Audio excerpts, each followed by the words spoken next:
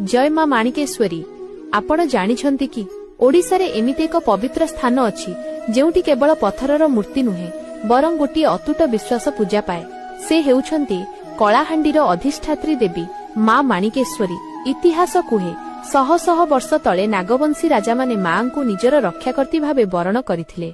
मां को रूप जेतिकी विचित्र सेतिकी रहस्यमय। मां को शरीर सबुबेले एक पवित्र वस्त्र रे आच्छादित होई रही थाए।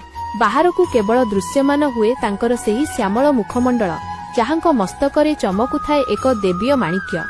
सेथिपाई तो मां को नाम माणिकेश्वरी। किंतु असल रोमांच आसे महाष्टमीर सेही कालरात्रि रे जहाकू आमे कहू छतर यात्रा। सारा दुनिया जेतेबेले निद्रारे थाए मां को पवित्र छतर गुप्तरे बाहरी जेनाखाल को जाए। आउ सूर्योदय समय रे जेतेबेले मां निज मंदिर को प्रत्यावर्तन करती सेतेबेଳର दृश्य देखिले लोम टांकुरी जाए।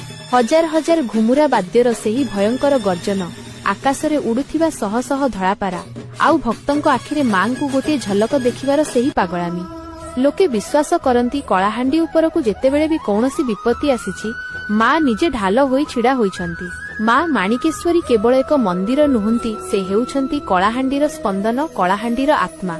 जदि आपण बी मां को हृदयरु विश्वास करती तेबे कमेंट रे जय मां माणिकेश्वरी निश्चय लेखंतु।